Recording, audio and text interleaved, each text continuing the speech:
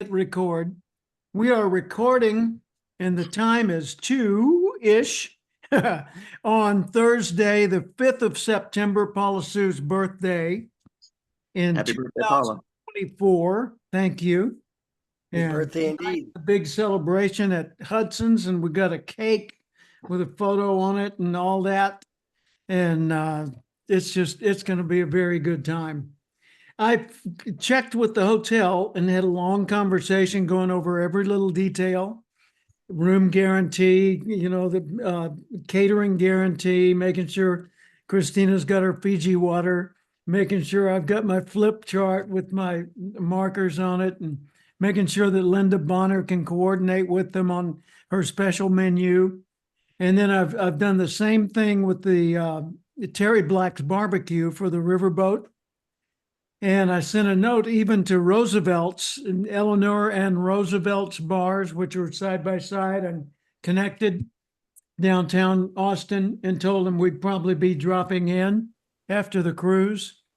And what else? I just confirmed today with Dave Reed.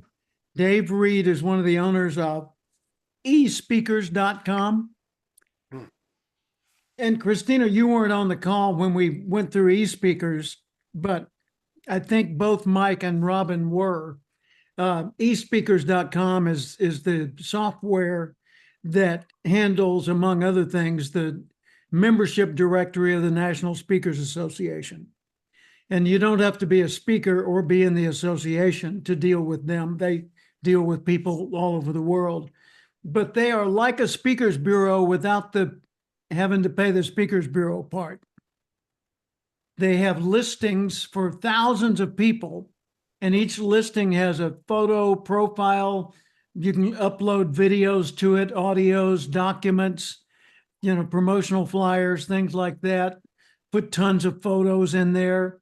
You can do a description of each of your topics that you consult on or speak on.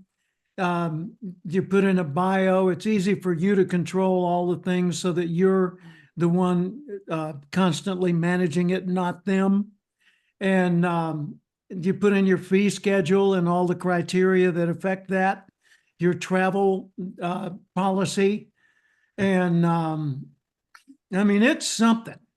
And it groups you into their overall matrix according to your fee level and your topic specialty. And so you can also check off, I have the Toastmasters, Distinguished Toastmaster.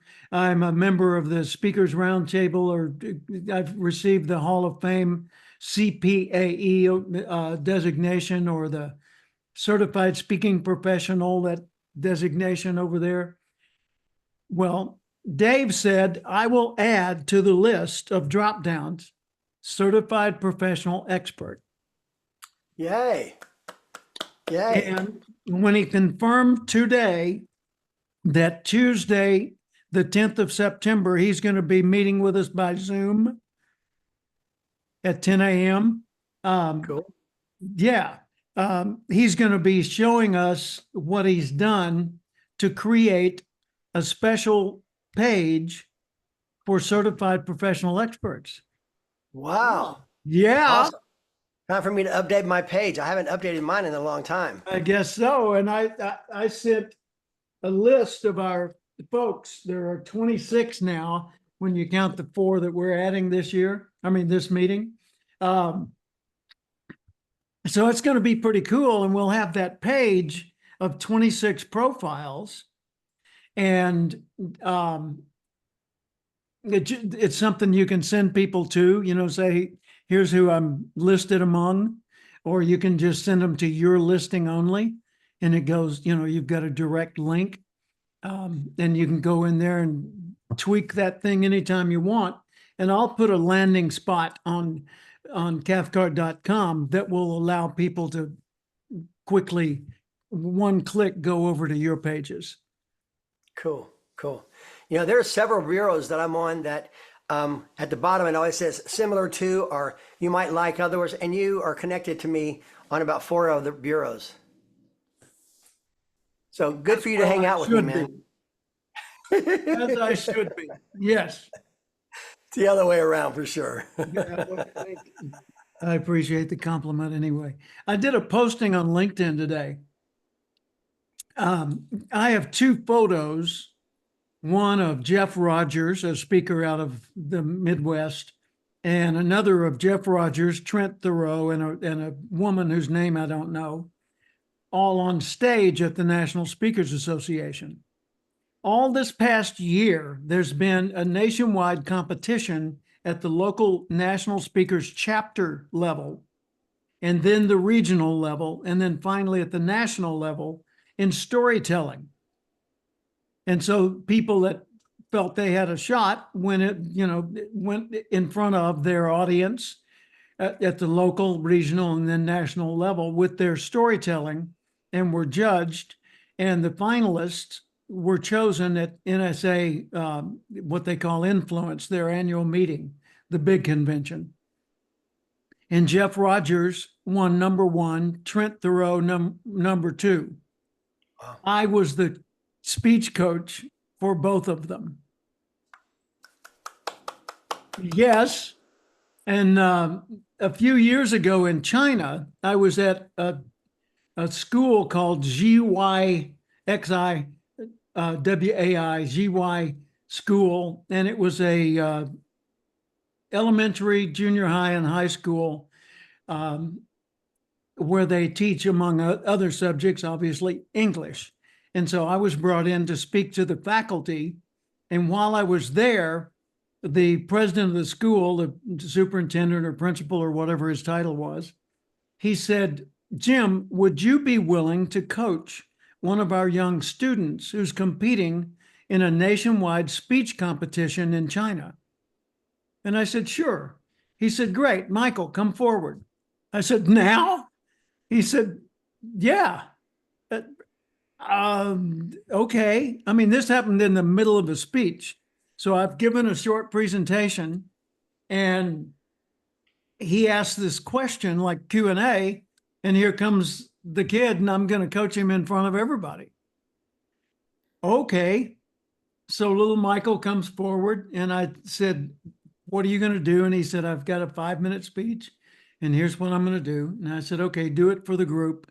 And I'm going to stop you before you finish." And he said, "Okay." And so we did that. I may have told some of you this story because I've told this before. But Michael got up and he did his little bow and he did his formal, Mr. Chairman, Madam President, ladies and gentlemen, those kind of things in Chinese. And then he was giving his speech in English and he's like this tall, so he's, I don't know, 9 years old. Maybe 10.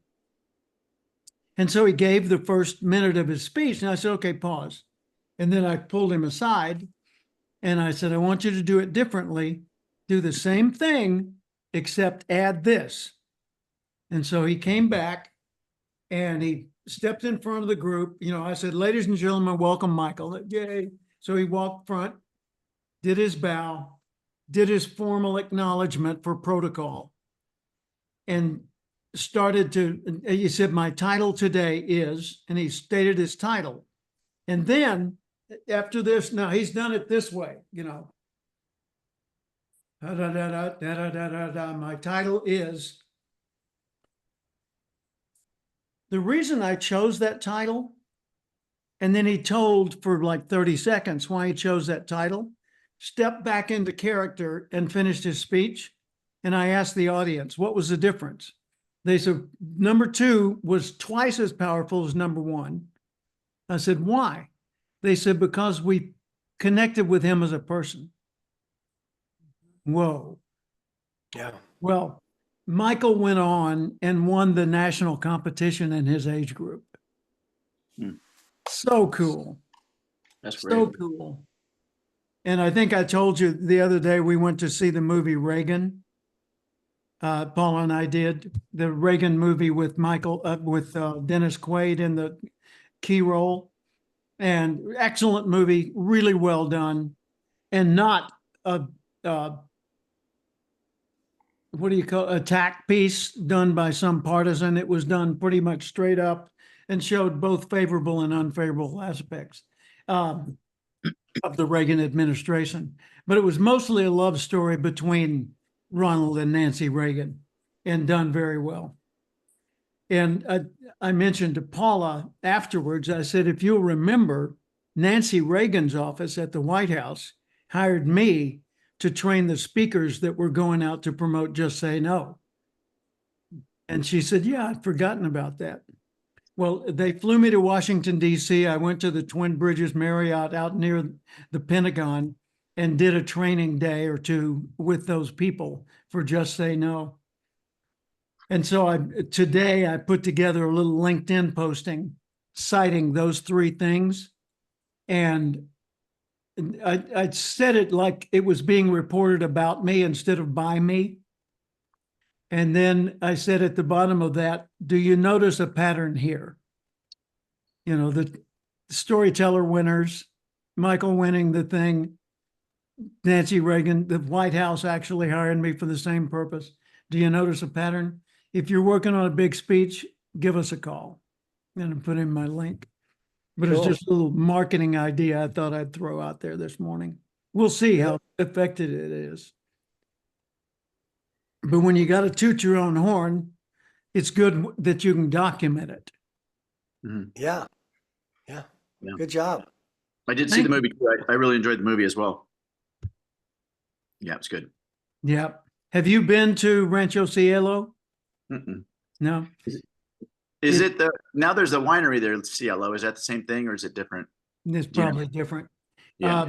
Rancho Cielo, if you're in Santa Barbara and you head north, you will go for quite a ways in a straight line, many, many, many miles. And then there will be a hard right turn when you go through the mountains. Mm-hmm. And that hard right turn is at a beach called Gaviota. Mm-hmm. And just before Gaviota Beach, there's an exit that looks like just a little country road exit. It's not one that anybody would particularly take. There's no neighborhood around or no store or any kind of a development. And if you take that exit and turn right, there's a little 2-lane country road that leads you to Rancho Cielo, which was Reagan's ranch. And Actually, I rode my motorcycle back there one day, and I rode and I rode and I rode, and I thought, gee, is this the right road? Because there's no sign. You know, it doesn't say, hey, go here to the hidden place where Reagan would hide out from the press. It was, and so I get to the end of this thing, and it's the end of a bottom of a mountain. And the road going up the mountains like Swiss Alps, you know, it's a switchback road. And it's got potholes all over it. Well, if you remember, Reagan took the Queen of England to that place. Can you imagine what she was thinking? You know, first they get off on this little country road and she's bound to be looking out the windows thinking, what? And then they get on the, you know, the potholes and everything going up the mountain. They finally get there, and there's a pleasant ranch. It's nothing elaborate, but he's got the hilltop. And I went up there on my bike. I didn't go in and tour it or anything. I just saw it, turned around and went back. yeah. Hey, Mike, were you ever part of Secret Service? I was never in the Secret Service, but I worked 6 presidential protection details for Clinton when he was going for president the first time, and then later when he came back to be president, 2 for Al Gore and 1 for Hillary, 1 for Obama. And so I worked alongside the Secret Service, and on one of the times I was with him for 4 days, and so I was a part of all the advanced meetings at the FBI building in West LA for 3 or 4 months prior to his arrival, and then they drove me out and dropped me off at LAX on the tarmac, and so I was there to greet him when Air Force One landed, and then I jumped in the motorcade, and so I went in the motorcade with him everywhere he went in the very first. And that was Clinton? This was Clinton, yeah. Clinton, during his presidency. Yeah. So I got to stay at the hotel there. I was in his first car with his main Secret Service guys. There was a counter assault vehicle in front of that, and there was the 2 limos, you know, a spare / decoy. Yeah. But we were the 4th car back, and it was pretty cool. Wow. That is cool, man. Very cool, not pretty cool. Amazingly cool.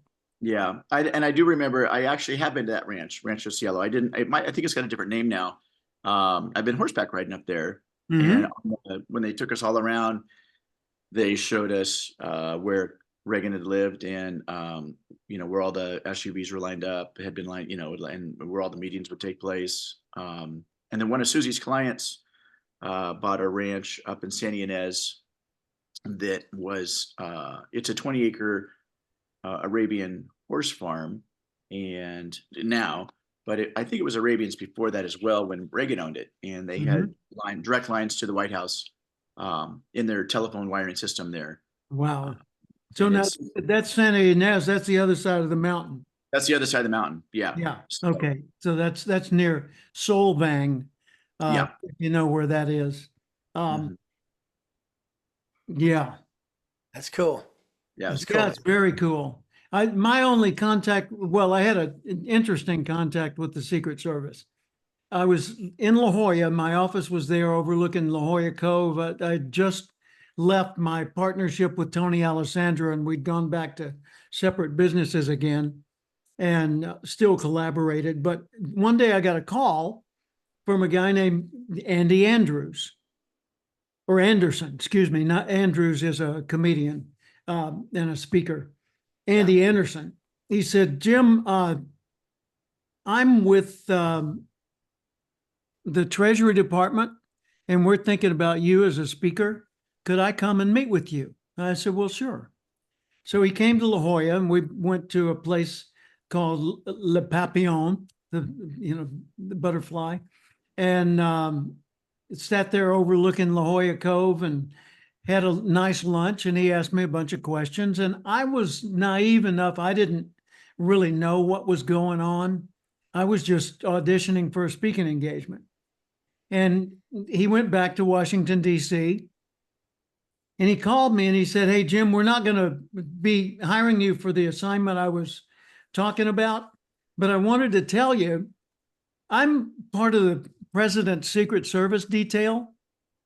And next time you're in Washington, D.C., give me a call and I'll give you a behind the scenes tour of the White House.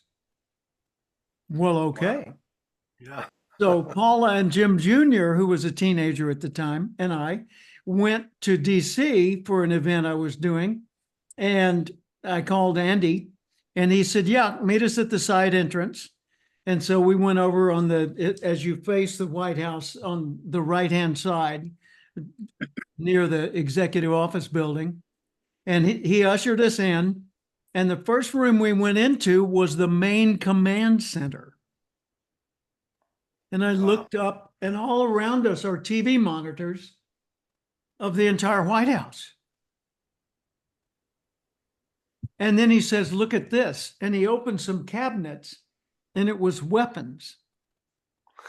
Wow. I mean, this guy was trusting me at a high level, Mike, a very high level. And Yeah. and then he said, check this out. And he showed me a satchel, with a shoulder strap, kind of like a briefcase. And then he showed me how it breaks open and it's got a automatic weapon in it. And of course, Jimmy's eyes are this big. And he thinks this is the coolest thing that's ever happened on the face of the earth, which, to my estimation, that was accurate at the time. And so we got a behind the scenes tour. And he said, by the way, he said, the president's not on property today. Would you like to see the Oval Office? You think? And so we went into the Oval Office and, we're able to, not to touch anything, but able to stand there and see it. But gee, that was cool. So Wow. I didn't have the level of access you had, but it was so cool to get a glimpse into that world and to see Yeah. how they think. Yeah. Yeah. I got to deploy twice as the sniper on our SWAT team to protect Al Gore on his approach and departure from the hotel for a couple of Mhm. days. So Wow. every time he was coming and going, we were there several hours early and just getting a lay of the land and seeing what was out there. And You've got so much material like that that just makes hiring you as an expert so much more appealing. you got to find a way to communicate how substantial and fascinating that is in the early moments of communication with people. You know, what you sent me the other day, Mike sent me a photograph, a really nice looking studio photograph of him at Maximum Handsomeness. And it has a script writing across the bottom with Mindset Matters Consulting. And he was asking for my input on it. And my comment was that the Mindset Matters in script, in that script, was too hard to read. And so people wouldn't notice what it was or think that that's a guy they should hire as a consultant. But something I'd like for the two of you to think about for Mike coming up on next week is what images, what words or phrases, what symbols, what metaphors come to mind when you think about him? Because he's going to need input from all of us from our various perspectives to help refine what's the quickest way to get his value message and his brand out. Totally cool dude. Yeah. Totally cool dude. That's it. UCD, utterly cool dude. Totally cool. TCD. That's it. Yeah. I love you both. Thank you. I do need, Jim is accurate when he gave me the feedback right away, which I really appreciated. It said all those things and said that it needed to be something that, symbolizes who I am or the message I bring or who I am, whatever the words were on the text.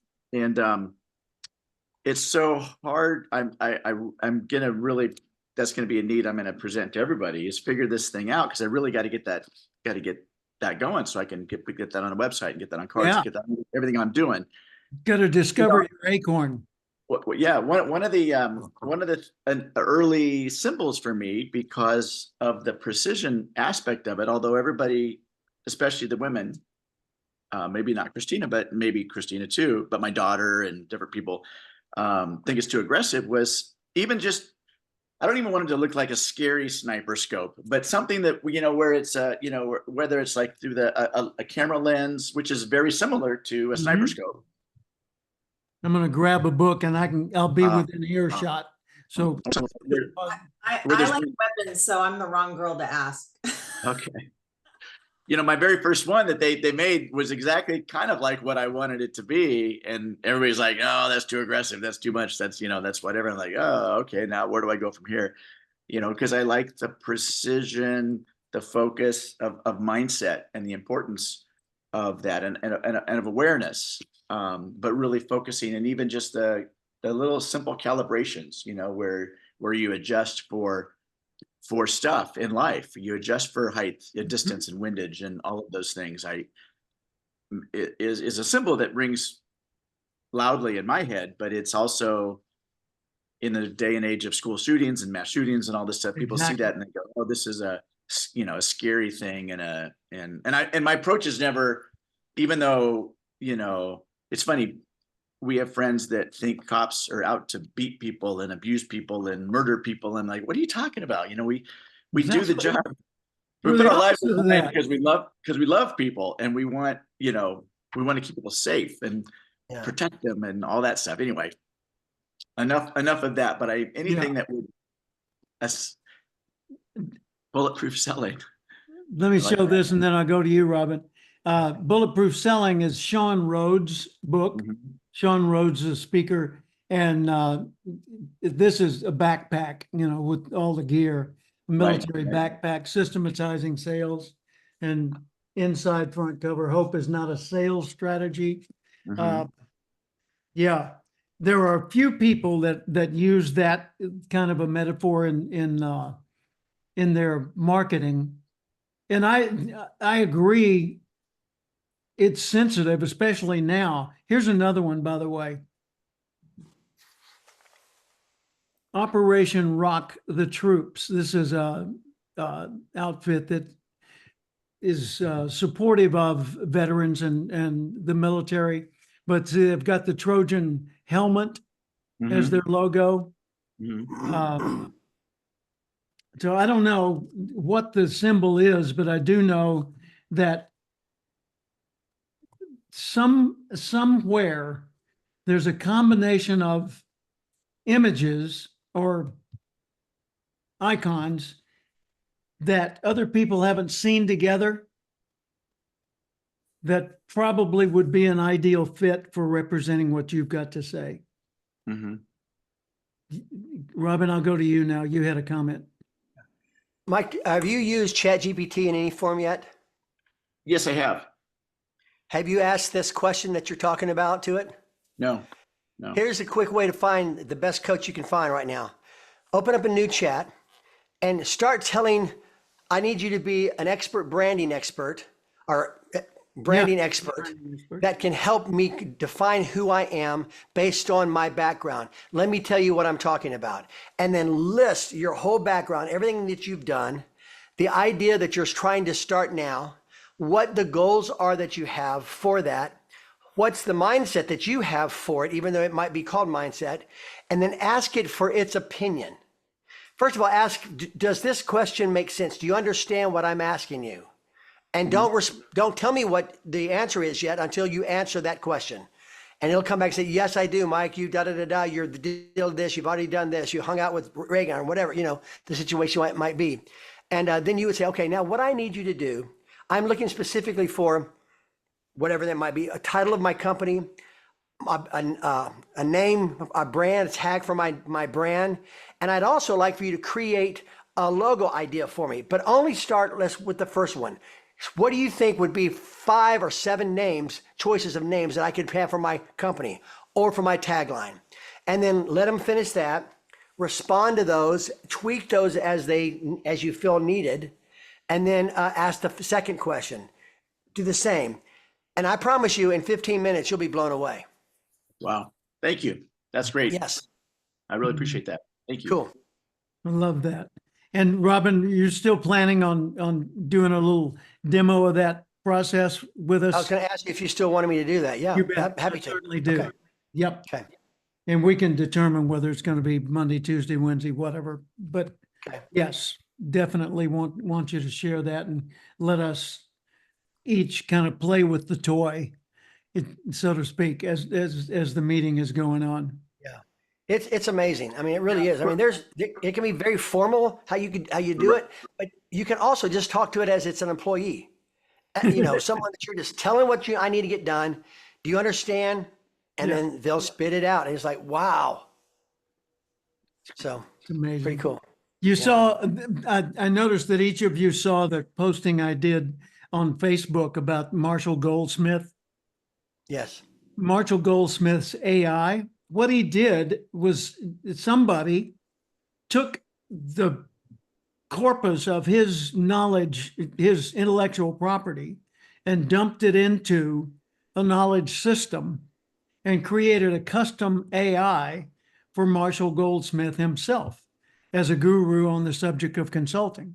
And so I just posed the question, if you're a professional expert, how do you build a consulting business? And it was that one simple question that I asked that produced that outline, which was really reassuring because it reinforced most of the things we talk about in Going Pro and for CPE. So that was cool. Mm. And Malcolm, he spoke on the same stage what I did at NSA. So I could actually say, I shared the stage or open up for Malcolm. there you go. Yep. That was cool. I've got a feeling you're going to be a bigger name than he. Oh, in my dreams. My dreams. Yeah. And in your dreams first, in your Okay, reality good. second. That's a good mindset way to think of it. Yes. Yep. Okay. I'll turn you over to Mindset Matters Consulting later. There you go. Christina, comments, observations, or requests related to all this? I don't know if it's related exactly. You started to talk about what you wanted us to be ready to help Mike with, and it reminded me of when you had shared with me about, just briefly, and all of us, about the hot seat. Yeah. And I had some gut reactions to it. And I don't know if that's because of my sales background. I don't know if to me, the hot seat doesn't have a positive connotation, although I know it will be a great experience. Mhm. And I also know we all learn out of our comfort zone. So I'm good with the idea. But Yeah. I was thinking, you're always so focused on positive, right? Like, why are we calling it the hot seat instead of like the success seat or the knowledge chair or the learning chair? Or like, I was curious about that. The reason I chose hot seat was simply because that's the popular term. Pardon me. My smoothie is attacking. But that's just the term that's in the most popular use. And so I chose it based on that. And I want to show you a couple of visuals here in a second. I'm 'Cause I scrolling think you're through much my more photos creative than right now. taking what's out there. That's my personal opinion about you. Say it again. I think you're more creative than just taking what's out there. And I also think for some people, maybe not anybody even on this call, but for some people, it might have a bit of a negative connotation or a little bit of anxiousness around it. So I mean, I can tamper if you decide to keep that term, I can figure it out, but Okay, Robin. Have you ever done one before, Christina? I have in my sales career. Yeah. I've done a lot of them. I've coached a lot of them and done a lot of hot seats when I was doing chapters for NSA. And they actually are very, very positive. They're Yeah. very, very positive. I mean, depending on who your coach is. I mean, I got called the Simon Cowell of the speaker world when I was coaching speakers, but with a smile on my face. Because early in the day, Simon Cowell was telling the truth, but he was very mean. And yet the artists later in a documentary I watched about American Idol, they said the only person we cared to hear from was Simon because we needed the truth. We needed the truth. Paula Abdul and Ooh, the good job. And Katie. Randy, Yeah, dog, they good job, man. They would, You know? were too eager to reassure the people.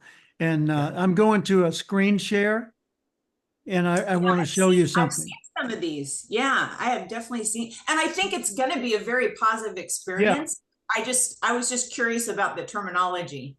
Yeah, I'm gentle. You know, the main thing I do is create a safe space, but give a person the chance to be the center of attention. By the way, see the background of this photo? Uh-huh. Says the purpose of what you do. That's me with Michael, the young Chinese guy. Oh, cool. Ah, And so I was coaching this group in front of the Oregon NSA chapter. And same here and there. So that's basically the hot seat. Here's the hot seat I'm sitting in currently. There you go. you know, Christina, I coach a lot of speakers. I had a call yesterday with one about me taking me on as a coach. And the idea is you never get a chance to really see who you are and how other people see you. I was producing so many speaker videos earlier in my career, 140 of them. And I, as a television producer, always looking at things from the audience's perspective. And so when I'm watching these speaker videos, there's usually a main camera on the artist, on the speaker, but there'll be two other cameras on the audience. Well, I'm watching those audience cameras as much as I am the speaker, just to see the reaction that the audience members have when the speakers are speaking. And then I'll talk to the speaker about, what do they think of that presentation? Because they'll send me 3 or 4 presentations full length, and they're typically very similar, if not the same. And oh man, I killed it. It was so good. I felt good. I got good testimonials, and people were, nice to me when I got off stage. It was awesome. And I said, so I'm now working on the edit, and I'm trying to find a point that he's telling me about that's really good. And I go through it, and he doesn't really end the sentence. The idea, he gets distracted, goes off. So I go to the second video. He does it again. The third video, he does it again. And so when we're having a conversation, I mentioned this to him, and I said, Bob, you're struggling with this third point. I can't really use it because you don't close the idea. What do you mean? I do it all the time. I said, I know, Bob, but you ended on that. You don't end it well. You drop off. No, I don't. Bob, I got 3 videos. You want to watch the videos? Let's look. And then I'll show him the videos. He goes, oh my gosh, I never knew that. I never knew I did that. I said, okay, it's cool. It's okay. Here's what we should do. And I showed him how we could fix it for the video, but also about how to do it in the presentation, because there was something that was keying him away from it. And he never would have known that. So just to jump back in a second, and these kind of hot seats that I know Jim's going to be doing, they're short and they're specific to a very short piece of content or an idea. And the idea is just to have someone else with another viewpoint looking from a 30,000 foot view to bring light to something. Many times it's very positive. Great job. You're right on. Does anybody got anything different? That's such a good deal. Good job. It could be that, or have you ever thought about this? Just like the comment about me, for Mike to look into ChatGPT. That he has to go do that on his own, but that's something I guarantee you that's going to enlighten him in a big way. That if had not said that today in this meeting, he might not have ever known to do that. So I certainly understand your perspective of how it sounds like a negative, and it's nerve-wracking. Yeah, it'll be a little nerve-wracking because we all want to be, known as we've got it all together, but there is help that we all can get. And I've seen Jim do this a number of times, and he's brilliant about it. And he's very kind and very loving, and you will learn in a positive way. And I think at the end of the day, you'll go, yay for hard seats, yay for hot seats, or yay for success seats. Let's recall it, rename it. Yeah, If you come up with a better word for it that's not a stretch, I'm open to that. Yeah, Because I'm that's not- okay. I mean, if I'm the only one with I think it's just because I'm so steeped in sales, and in sales you certainly grew, learned, positive, all of that. I mean, I always want to hear what are the one or two things you could see me doing differently, better, et cetera, adding, right? I mean, I appreciate the kind words, but they don't help me get better. So I'm absolutely of that school. In sales, when we do hot seats, you are literally under the gun and you are being, you know what I mean? And so it's not that I know this won't be like that. I'm just wondering if anybody else has had that experience or interpret it's that way, but I can let go of my own previous experience with it and just know it's going to be, and I'll just mentally call it something else for myself. Right. Cool. So. Cool. And again, I'm open to a better way to articulate it. When I was in Speakers Roundtable, and that was a power mastermind. Cavett Robert, the founder of the National Speakers Association, Patricia Fripp, big deal Players. people. Charlie Plum, Jim Tunney, the NFL referee. Anyway, there were 20 of us and only 20 of us and always only 20 of us. Nito Kubain was in that and is in that. Anyway, I dropped out of it in 2010.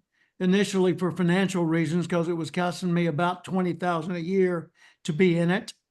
And though I was getting benefit, I was able to get that benefit through my friendships with the other members without the need for staying involved in the group. And so once you drop out, you don't get back in, which was fine. Although I'd love to be getting together with them again. Point of it all, 29 years, I was meeting multiple times a year with that group of people. And one of the things we did without using the phrase hot seat was we had a hot seat opportunity each time we got together. And somebody would step to the front of the room and get the entire group's attention focused on their issue. And Cavett Robert, in his 80s, maybe even into his 90s, was still getting up and doing one of his stories or one of his vignettes to get feedback from the group. Wow. And others would get up and say, look, I am super stressed. I've got so much stuff going on, so many irons in the fire. I need to make a better choice of where to put my energy. Here's what's going on. And another one would say, I just had the biggest breakthrough of my career, and I don't know how to highlight it and promote it optimally. What should I do? And then another one says, I've got a business partner problem and a whole bunch of time in the courtroom ahead of me and some licensing issues, and I need input. So from the sublime to the ridiculous, we covered all those subjects. And I was able to be in that position every time we met, as were the others. And that's what I want for each of you, is to bring whatever's on your head and heart, whatever's threatening your checkbook or your peace of mind, for you to be able to bring that in front of all of us in a safe space, psychologically safe, and be able to get input from a really diverse mix. I was mentioning this to Christina yesterday. If you look at the 15 people we're going to have there, the point of view each brings to the table is amazingly different from the person next to them. Speakers Roundtable, we were mostly just keynote speakers in my early years, and then seminar leaders, and then consultants and speakers, and then business owners with other businesses and speakers, and then investors who did speaking still, and publishers. And, it really morphed into a whole different mix and became more diverse. But at first it was just monochromatic. The mix that we're going to have there ought to be pretty powerful, because you've got Daniel Pope, a young lion who has built a great base doing technical consulting for online marketing. And he's a systems guy, and he's into what we do. His grandmother, Linda Hightower, was the office manager for Don Hudson's speaking business. Wow. For decades. And she was the de facto secretary of Speakers Roundtable for more than 10 years. And that's his grandmother. So he's coming at it from the young tech guy, marketing, but tech guy point of view. Then you got Kira Ron. Kira Ron is a video producer. And unlike Robin, whose production creds go a lot broader and deeper, her focus is, how do you take this message and turn it into images and communicate it briefly in a way that causes people to take action? And she works with a lot of top speakers and subject experts across a variety of industries. And so she's going to be there and recording portions of our meeting and taking photos as well for a post-event video that you're going to love, because I'm going to send it to each of you to use as you see fit. We've got Michael coming at this from the law enforcement background, from the entertainment industry, from so many different perspectives. Christina, consulting, training, speaking, all of those things, as well as having some side businesses that nobody else is in. None of the rest of us have bees. We don't make honey and market it. We don't raise show dogs. There's a whole lot of things Christina's savvy about that we don't know. Robin, with your television series production, musical experience, performance experience, working with stars in the speaking and the entertainment industry, and now what you're doing as entertainment director. Wow. And then you look at Brian Livingston coming out of Canada. What's he bringing? Legal expertise. Yeah. And he comes at it not from a lawyer's point of view, but a winning in the courtroom point of view, even if you're not a lawyer. And so he'll notice things that we wouldn't have even thought to comment on. And his wife, Chandra, is going to be there as well. Or Chandra, I'm not sure of the pronunciation, Shandra. And then you've got Suzette, Sue Graham, Mike's wife. She's a business owner, owns a decorating business and a store. What's the name of it? It's Bricks and Beams Home Decor. Bricks and Beams. Bricks and beams, like bricks and beams of a ceiling or a wall. Or Yeah. Yeah. So she's had four businesses. This is her fourth. So it's like bricks and mortar, but it's bricks and beams. And she's a brilliant designer and a former bistro owner and restaurant owner and a number of other things as well. And then you just keep going around the room. I mean, Ron Carr from New York City, now living in Florida, past president of NSA. His brand identity is sales velocity. And so he does sales training with a New Jersey accent.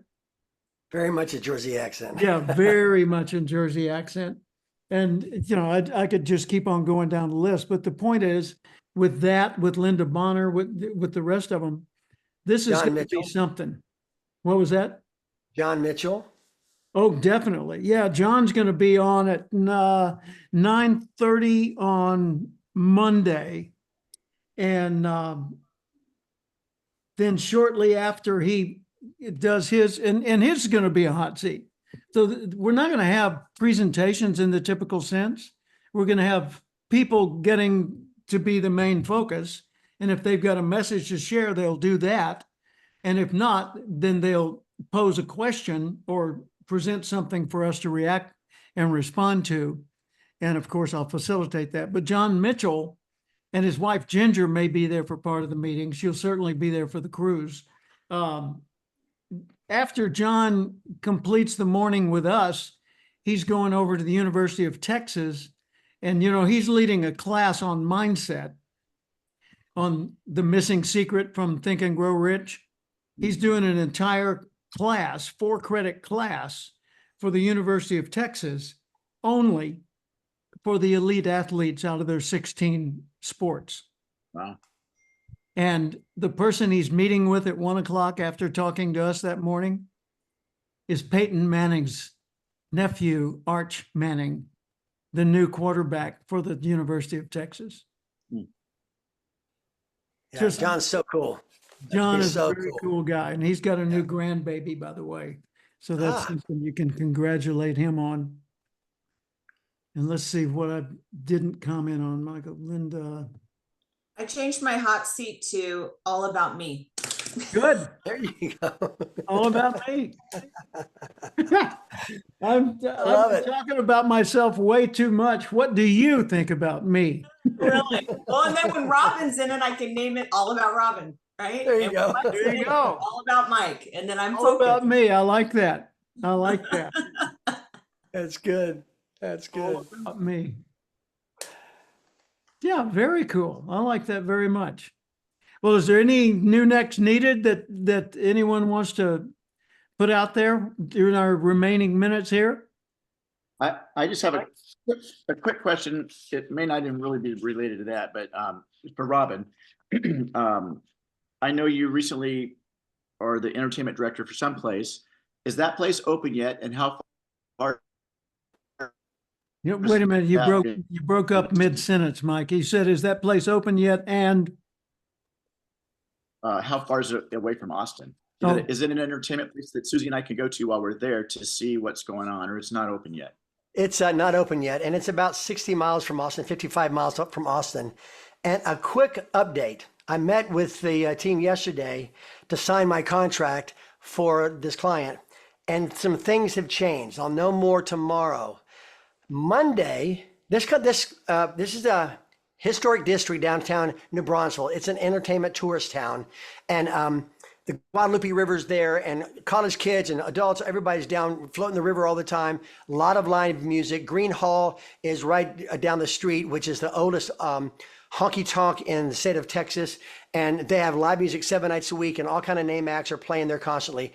This is downtown, around the corner from that, on the square. They own the family owns a block long of buildings, and this is a 3-story roof, three rooftop bars on this building, and they were designed to have 2 stages, one on the roof and then a listening room downstairs. And so I made a big proposal for them. I had the job, and our meetings have been canceled, postponed twice. This gentleman also owns a chain of senior living centers, and he has been very involved in that. And they're trying to get everything ramped up. It's in the historic district, so there's a lot of building code issues they've been having to fight with.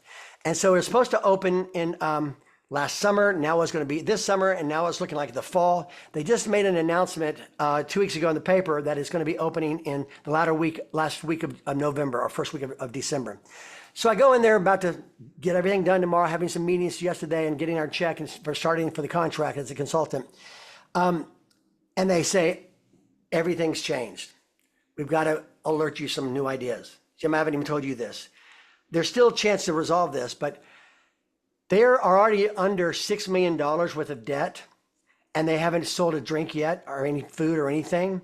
And Monday they just signed another $2 million loan. So now they're on the hook for $8 million. That was Monday. Tuesday they met with the city engineers, and they were told that their circuit breaker in the building is not big enough to manage all of the things that they have in their, from the kitchens and the bars and the big stage up on the top roof with all the big LED, backdrop TV thing, whatever, that can be used all the time, all the PA systems, everything about it, the lighting, and the breaker that they're using is one from the 80s, and it's only a 400 amp breaker thing. And if you've got 340 or more, you're in trouble. And they've got 375 and they're not done yet. So they said, this will not work. You cannot go forward and you cannot do anything else without bringing a new breaker. Mhm. And the new breaker is $600,000. No. Yes. Good. And the city's not going to help them. They've been pushing back on them a lot because this is a real upscale luxury kind of thing. Very cool. But they're like completely baffled. And so the general manager, who's a friend of mine, who I just talked to on the phone before I went down there, I said, is there any different thing going on here? No, we're all good, man. Everything ready. They have the check ready for you. I said, awesome. So when I get in there in the first 15 minutes, I'm talking just the CEO, we're having fun. He went to Baylor where I went, we're having some connections. So his wife comes in and says, I just got the word about this $600,000 thing confirmed. They'd thought about it yesterday, but didn't know if it's going to be confirmed. And they're basically saying, okay, now we have to pull back everything. We're not going to be able to bring in major entertainment right now. We want to maybe have a singer-songwriter guy playing for the first 3 or 4 months. We're not going to have any money to do that. We can't even pay you your first months of consulting fee. And I'm just going, oh my goodness. Because all the proposal I sent, they loved, but it was based on the original idea that we're going to bring in national acts. We have a lot of connection. Miranda Lambert's one of the co-owners. And if we just break even on those, that's fine. We don't really care about making the money. And they're very wealthy. So the general manager, I talked to him afterward. He was livid. He did not know this yet. They hadn't told him this yet. Ooh. And so they had an all-day meeting yesterday. So I talked to him last night and again this morning. He's going back in this morning. They're doing photos of some of the foods and samples and stuff for PR press. And he goes, he and the other manager, he's the general manager and the house manager, they were livid and they were pushing back constantly. Said, this completely changes the brand and changes the idea. And we have to have Robin. We have to have entertainment. So I said, okay, what if we make a temporary deal just to get it started? I want to help you start before you make any mistakes. Yeah. And so they're considering that. I'll hopefully know tomorrow, if not tonight. But they did say because I play acoustic now. I've started doing that again over the last couple of years. They said, could you be our guy for the next, our consistent entertainer? Because if we try to open in last week of October, but it moves to November or maybe to the 10th of November, we're going to be paying all these deposits with these bands. Could you just be that guy and go through the wave with us if we have that and be a resident, play 3 or 4 nights a week there? I'm going, okay, yeah, I can. But they're not going to have this listening room anymore. It's going to be upstairs on the main stage, which is freaking huge. And the rooftop could hold 700 people if they wanted to, but they're not doing that. It's going to be all permanently based luxury furniture, outdoor furniture, and in casual settings with lounge chairs and so forth. That's going to seat 250 max and maybe another 50 or 75 at high tops at the back of the rooftop. And they've got an upper deck bar that could hold another 150 people probably on just standing. But there's so many things. I love this family. They're super cool and very nice, and they're decorators. They said, we probably don't do things like we should from a business standpoint. We go out there and we have our ideas. We want to put it out there, and then we go, we should have thought about. But it sure looks cool, that type of deal. So I'm kind of baffled right now. I was so disappointed. Not that it's over, but it could be.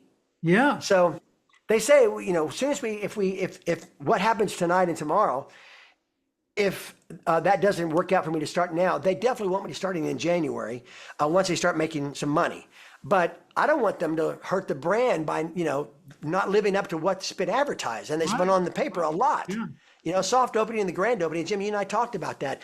So, and I talked to Zane Williams, one of my great buddies from, I cast him in Troubadour, Texas. He's now on tour with Luke Combs doing stadiums. He called me last night and I was asking him some questions. And there's another thing that I was pretty sure of, but I wasn't positive. And so Zane was able to confirm this. Within, you know how close Green Hall is, Jim, to downtown New Braunfels? I mean, it's what, 2 miles? Right. And Green Hall brings in all these great iconic artists. Garth Brooks played there last year with one of his bar room tours. But if you play at a venue, there's a radiance clause where you can't play at another venue within a certain number, whether it's 70 miles or 150 miles, within a certain time frame. Otherwise, you will never be able to play at our venue again. And so a lot of the guys that I want, that are the Texas Hill Country, you know, red dirt artists, are playing there constantly, even national acts that are playing there. And Zane's opening up for Midland at the Austin ACL next 2 weeks from now. And that's, it's going to be in December. ACL is Austin City Limits, which is longest standing show, music show in Texas. Yeah, we did a feature there on Troubadour, Texas back in the day. But Zane's opening up for Midland, who's a big act there on tour. And there's a 70-mile or 60-mile limit. And we're 58 miles away. Wow. And so he's represented by William Morris. And so I said, I've got to talk to William Morris in order to get him to come to do it. And he's a buddy, you know? So I don't know, it's kind of up in the air. So Mike, it's going to be a very, very cool venue. It's they're high-end luxury, like Ritz-Carlton type of vibe. You can have a martini and caviar. You can have an old-fashioned and a burger, but and they've got some pizza, possibly some quail, things like that. But there's no tabletops and there's no forks and knives. It's all shareables, you know, the cheese trays and stuff like that. But it's a really cool vibe, and it's right in the heart of downtown New Braunfels. So I'm just hoping that it's still going to work. Wow. So there's got to be an exclusion clause that's sellable. Wow. Yeah. So that's amazing. By the way, don't forget the resource represented by Hudson's on Mercer. Chad and Natasha, you know, they perform there every week, 2 or 3 times a week, and they're performing tonight. And the lead guitarist that they have is killer good. His name is Joey Resendez. And Resendez and Tracy is a separate act that he's part of. And last time I drove my motorcycle through Spring Branch, they were performing at a local venue. Nice. Yeah. Did he play with them when I was there for your birthday party? Probably. Yeah, they came on after you. He's their main lead guitarist. Okay. And man, he's unbelievable. And then they have guest drummers and guest keyboardists and guest rhythm guitarists and such. But he's the main guy. And you can name any one of like 1,000 songs and he'll play it better than the record. Wow. I mean, he would have been Glenn Campbell sitting in the studio backing up, who knows, you know, Mamas and Papas or Led Zeppelin in the day. Yeah. So part of the crew. And they've got lots of singers and songwriters that perform there regularly. Yeah. And those people could be a resource to flesh out your portion of whatever soft opening approach they plan to take. Yeah, good idea. And can I just make a quick comment, Robin? Thank you for sharing all that with us and the transparency about kind of the emotional roller coaster. Yeah. If you want to talk to me at all offline, the one thing I'm going to tell you, and I'm just going to ask you to focus on, is when you look back at your life and things take a wild turn in a way you're not expecting, that you're not happy about, that you're, etc. If you look back at your life, you can see how it worked out so much better than you could have even imagined.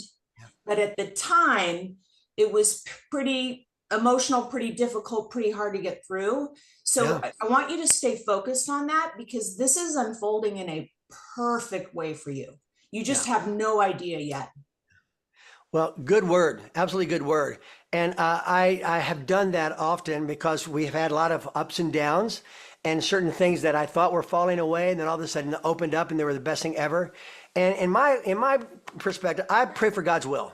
I'm praying for God's will, whatever that might be. And it's not necessarily what I want, but I want to make sure I'm doing what I think he has planned for me. And typically, same principle, what he does, it either works and it doesn't. And it's like, oh, praise God that didn't work. That's wow. That was, and then something happened and now we need you so much more. We'll pay you more, or whatever it might be. But so thank you for that. Thank you. I really appreciate that. Great. And my wife in the same situation with all her cancer that she was going through. We just did that constantly, praying God's will. And she went holistic path versus the radiation and chemo. And she's, healed of that. She's been, clean for over a year. So we're just walking down that journey every day. Ooh, Yeah. that is such good news. Yeah. Hey, Mike, is Sue patched up now? Is the healing? She had an Yeah. appendectomy, so she's got some healing to go through. Yeah, she couldn't move. She couldn't move for a little while, but she actually did some sit-ups the other day. So I thought, "What are you doing sit-ups for?" She goes, they said I'm fine and it doesn't hurt, so I can do it." So yeah, she's moving on very well. Dynamite, Cool. dynamite. Well, feel free between now and Sunday to reach out about anything. You've got my number. I've only got one number, so I'm all yours. And I'm so eager to see all of you. Yeah. Thank you for being part of this. It's going to be fun, guys. It's going to be fun. Thanks. Looking forward to it. Okay. Yes. Bye. Bye-bye. Bye. Bye.